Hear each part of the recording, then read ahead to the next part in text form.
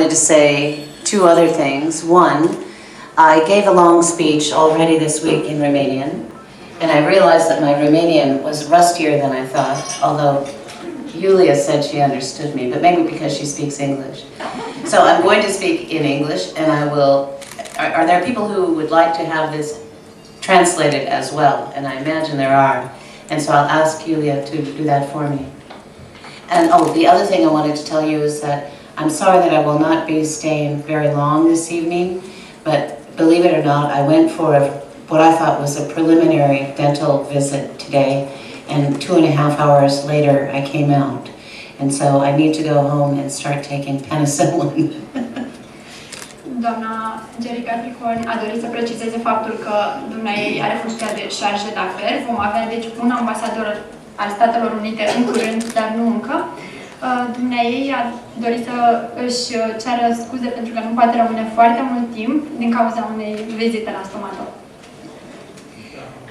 Ladies and gentlemen, Mrs. Matake, state secretaries, officials of the Romanian government, members of the diplomatic corps,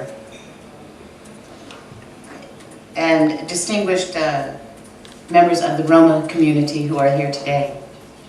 Doamna Matake, domnilor secretari de stat, reprezentanții Guvernului României, distinși membri ai corpului diplomatic, doamnelor și domnilor. I'm honored to be here with Romani Chris to celebrate the 4th anniversary of this important day. Sunt onorată să mă aflu aici împreună cu Romani Chris să sărbătorim cea de-a 4-a aniversare, comemorarea acestei zile. Each year we see more reason to appreciate the positive contributions of the Roma in Romania. Indeed, International Roma Day presents the opportunity to celebrate these contributions and the vibrant traditions of Roma culture. Cu fiecare an avem mai multe motive să apreciem contribuțiile pozitive ale romilor în România, iar Ziua Internațională a Romilor ne oferă ocazia de a celebra aceste contribuții, precum și tradițiile pline de culoare ale culturii rome. Part of which you're going to be hearing this evening. O parte a acestor tradiții ne va fi prezentată chiar în această seară. Amidst all of the celebration and the commemoration today, though, we cannot lose sight of the challenges that the Roma community still faces daily. Totuși, în mijlocul acestei aniversări nu putem trece cu vederea provocările cu care comunitatea romă se confruntă în fiecare zi. Discrimination, poverty, and lack of adequate access to education and employment. Vorbim de discriminare, de sărăcie și de lipsa accesului adecvat la educație și la piața muncii. Too often, Roma lack identity documents, citizenship papers, and housing titles. În multe cazuri, romii nu au acte de identitate, certificate de cetățenie sau titluri de proprietate. Too often they are excluded from social services, from education, from home ownership, from employment. În prea multe cazuri nu au acces la servicii sociale, nu pot deveni proprietari sau nu se pot angaja. A democratic society promotes the inclusion of all of its citizens in economic, political, and social life. O societate democratică promovează incluziunea tuturor cetățenilor săi în viața economică, politică și socială. As a multicultural society, Romania faces many challenges and responsibilities with regard to discrimination. Fiind o societate multiculturală, România se confruntă cu multe provocări legate de rasism și discriminare. We encourage both the Romanian government and citizenry to recognize and address these issues, and we stand ready to help in whatever way we can. Încurajăm atât Guvernul României cât și pe cetățenii români să recunoască și să abordeze aceste probleme. Noi suntem pregătiți să ajutăm în măsura în care acest lucru va fi posibil. Romania has made some progress in recent years in addressing the problems that are faced by the Roma. România a înregistrat unele progrese în ultimii ani în abordarea problemelor cu care se confruntă romii. But much more needs to be done, not just in education and healthcare, but in providing access to housing and employment. Rămân însă multe lucruri de făcut, nu doar în aceste domenii, ci și în accesul la serviciile de sănătate sau pe piața muncii. So what gives me the right to be saying these things? Well, I'll tell you one part of it. We all know the history of my own country, and it's not one of which we can be entirely proud. Ce îmi dă mie dreptul să spun aceste lucruri? Cu toții cunoaștem istoria Americii și știm că nu avem întotdeauna motive să ne mândrim cu ea. The United States faced many challenges in this area, including the struggle to abolish slavery, end segregation, and seek social justice for all.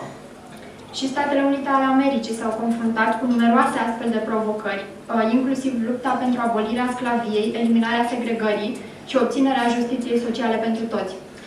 The struggle was long and difficult, but success is worthwhile.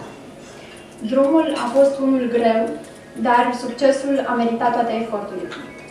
Let me tell you about an interview that President Obama had just after the election in November.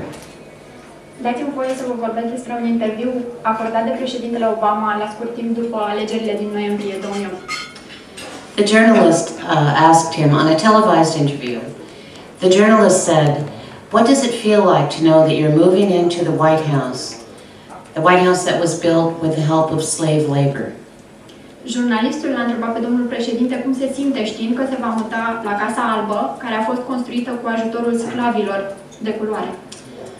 And President-elect at the time, Obama, said, "You don't need to go that far back. 50 years ago, my father could not have eaten in most of the restaurants in Washington, D.C." Iar președintele ales a răspuns, nu e nevoie să mergem atât de mult în trecut. Chiar acum 50 de ani, tatăl meu nu putea să mănânce în cele mai multe restaurante din Washington, D.C. So we've come down this road in the United States within my lifetime, many major changes, and we've learned from that, and we would like to share the lessons that we did learn. În Statele Unite am schimbat multe lucruri și am dorit să împărtășim din experiențele din care noi am învățat. We remain committed to protecting and promoting human rights for all in Romania and everywhere in the world, through the United Nations and through the Organization for Security and Cooperation in Europe. Ne vom dedica și în continuare efortului de protejare și asigurare a drepturilor pentru toți, atât în România cât și în celelalte părți ale lumii, prin participarea în organizații precum ONU sau Organizația pentru Securitate și Cooperare în Europa. Secretary Clinton presented a message today in honor of International Roma Day, and in that she said that she urged governments throughout Europe to continue their efforts to address the plight of the Roma, to end discrimination, and ensure equality of opportunity in education and employment. În mesajul adresat cu ocazia Zilei Internaționale a Romilor, doamna secretar de stat Hillary Clinton a spus că îndeamnă guvernele din întreaga Europa să-și continue eforturile de îmbunătățire a situației romilor, de eliminare a discriminării și de asigurare a egalității de șanse în educație și pe piața muncii. With the support of the United States and the European Union, and people like you, everyone in this room, I am confident that Romania can and will become a more just and inclusive society. Cu sprijinul Statelor Unite ale Americii, al Uniunii Europene, dar și prin eforturile unor oameni ca dumneavoastră, sunt convinsă că România poate și va deveni o societate mai justă și mai inclusivă. Again, to quote Secretary Clinton, it is in the interest of the larger European and global community to create conditions that maximize the success of the people within our borders and beyond. Citând-o din nou pe doamna secretar de stat Clinton, trebuie să spun, crearea condițiilor necesare succesului celor care trăiesc în țara noastră sau în alte țări este în interesul comunității europene și a celei globale. Some of you may have visited the United States, and if you went for the first time and you weren't used to it, when you see that there are people from every country in the world who are now American citizens, it's perhaps a surprise. Probabil unii dintre dumneavoastră au vizitat Statele Unite și au văzut că acolo sunt oameni veniți din toate colțurile lumii care acum sunt americani. Probabil acest lucru v-a surprins. Every year we welcome more than 1 million immigrants in the United States. În fiecare an, în Statele Unite, primim peste 1 milion de imigranți. And several other million join us on their own.